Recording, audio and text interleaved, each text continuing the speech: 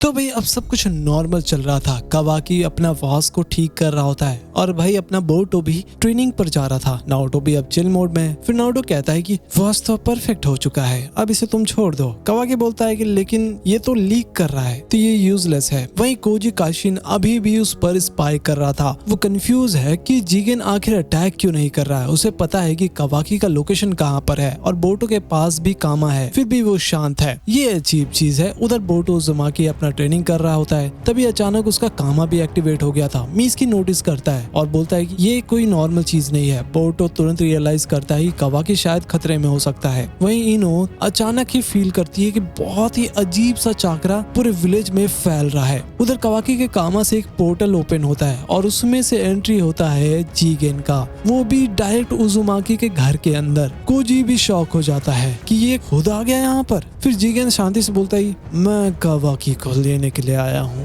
काश यहाँ पर बोरुतो भी होता। मतलब दोनों वेसल्स इंपॉर्टेंट है इसके लिए। खैर नारुतो उज़ुमाकी तुरंत उस पर हमला करता है, लेकिन इससे कोई फायदा नहीं होता। जिगेन उसे एक लात दे करके उड़ा देता है, फिर ब्लैक रॉड से नारुतो को पिन कर देता है। जिगेन काफी ज्यादा अलग लेवल पर था। गार्ड्स आते हैं उसके हेल्प करने के लिए, लेकिन वो सबको ही पिन कर देता है। जैसे कि कार्डबोर्ड में किसी चीज को पिन करते हैं ना, वैसे लिटरली अब कोई चांस ही नहीं था इनका बचने का। फिर जिगेन बोलता है कि ये हाथ भी मॉनिटरिंग डिवाइस है और कामा भी उसके अंदर है। एक्चुअली वो कावाकी को कंफ्यूज करने की कोशिश करता है। फिर नारुतो का बहुत ही बेइज्जती भी कर रहा था और उसके विलेज का भी। कावाकी ये चीज सह नहीं पाता और उसका कामा अचानक ही धीरे धीरे स्प्रेड होने लग जाता है। धीरे धीरे उसका सींग भी आ रहा था। जिगेन भी शॉक हो जाता है और फिर कुरामा नारुतो को डांट रहा था कि इतना स्लो क्यों हो। फिर नारुतो चाकरा मोड को एक्टिवेट करता है और रॉड्स को वो तोड़ देता है। जिगेन को भी जाकर के एक लात देता है और फिर वो जाकर के कावाकी को देख रहा होता है। फिर नारुतो और जिगेन के बीच फुल फाइट चालू होता है। नारुतो रॉड्स को डॉज कर रहा था, लेकिन कोनोहामारु को बचाते हुए उसको वो रॉड खुद ही लग जाता है। फिर जिगेन एक बड़ा ब्लास्ट प्रिपेयर कर रहा था। कोजी भी शॉक हो गया था कि ये इतना ज्यादा सीरियस क्यों हो रहा है। उधर कावाकी बोलता है कि मैं चलता हूँ तुम्हारे साथ, नारुतो को छोड़ दो।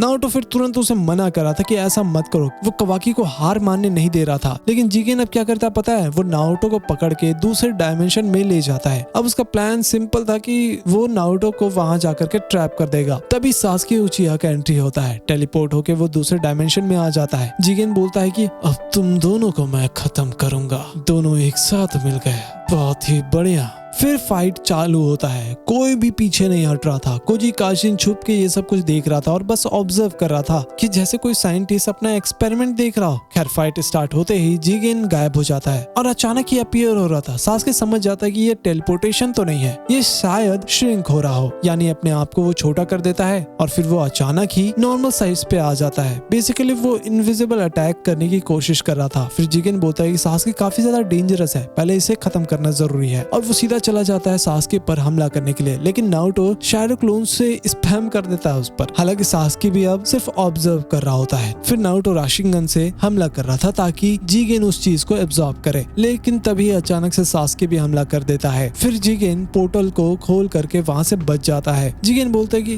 अच्छा तुमने मेरी वीकनेस देख ली है। तभी उसका सींग निकलने लग जाता है। अब फुल वो ओत्सुसुकी वाइब में आ चुका था। वहीं विलेज में नारुतो गायब था। सब लोग टेंशन में थे। शारदा भी चौंक गई थी ये सब कुछ देख करके, और अपना कावाकी का तो हाल ही बेहाल था। फिर कावाकी बोलता है कि नारुतो को वो लेकर चला गया। वहीं सासुके नारुतो को बताता है कि ओत्सुसुकी पेयर्स में आते हैं, साथ में 10 टेल्स भी जिंदा है और उनका प्लान है कि वो प्लेनेट का चाकरा ही पूरा ड्रेन कर लेंगे। मतलब जिगेन को खत्म करना बहुत ही ज्यादा जरूरी हो गया है। फिर नारुतो कुरामा मोड में आता है और सासुके भी सुसानो को एक्टिवेट कर लेता है। दोनों अब गॉड लेवल के कॉम्बो बन चुके थे। फिर जिगेन क्या करता है पता है, वो दोनों के अटैक्स को डॉज कर रहा था। सासुके को सुसानो से बाहर निकाल देता है और नारुतो को भी कुरामा से एक पंच देख करके बाहर निकाल दिया था और दोनों को रॉड से पिन कर देता है। लिटरली अब खेल खत्म होने वाला था। फिर आखिरी बार नारुतो राशिंगन से उसका ध्यान भटकाने की कोशिश करता है और तभी सासुके स्विच करता है ताकि वो उसका खेल खत्म कर सके, लेकिन जिगेन अपने नेक से उस रॉड को निकाल करके ब्लॉक कर लेता है। तभी सासुके अपना अमातेरासु भी यूज करता है और जिगेन कामा से उस चीज को भी अब्सॉर्ब कर लेता है। सब कुछ अब यूजलेस हो चुका था। किसी को समझ नहीं आ रहा था कि इसे रोके कैसे। फिर सासुके को समझ आ जाता है कि मेरे पास चाकरा भी कम हो रहा है और यहाँ से निकलना बहुत ही ज्यादा मुश्किल हो जाएगा। और तभी जिगेन भी नोटिस करता है कि उसका बॉडी धीरे धीरे क्रैक हो रहा है। मतलब ये बॉडी उसका असली नहीं है, इसलिए शायद उसे कावाकी चाहिए। और फिर जिगेन बोलता है कि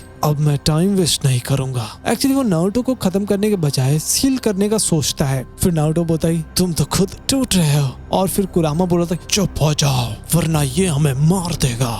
लेकिन तभी नारुतो अपने शैडो क्लोन से स्पैम कर रहा था उस पर, और वो सास्के को बोलता है तुम यहाँ से चले जाओ, जो भी इन्फॉर्मेशन है वो जाकर के शिकमारू सबको बता देना। और आखिर में सास्के पोर्टल बनाता है और वहां से निकल जाता है। वहीं विलेज में साकुरा हारुनो के पास जाकर के गिरता है, बहुत ही ज्यादा थक चुका था। हालांकि नारुतो अब सील हो चुका था। जीगेन उस सील को क्लोज करता है, नारुतो को लॉक कर दिया था उसने। ऐसा लग रहा है कि यहाँ पर गोजो सील हो गया है। धीरे धीरे जीगेन का भी बॉडी क्रैक करने लग जाता है। कोजी बोलता है कि इंटरेस्टिंग। फिर वो फ्यूचर का प्लान बना रहा होता है। वहीं विलेज में कावाकी का प्रोस्थेटिक जो हाथ था ना वो भी टूट जाता है। नारुतो का चाक्रा कनेक्शन एक्चुअली कट गया था। फिर कावाकी को भी समझ आ जाता है कि शायद नारुतो चला गया, और उसके हाथ में जो फोटो था वो भी गिर जाता है। इससे तो साफ साफ समझ आ जाना चाहिए कि नारुतो इज नो मोर।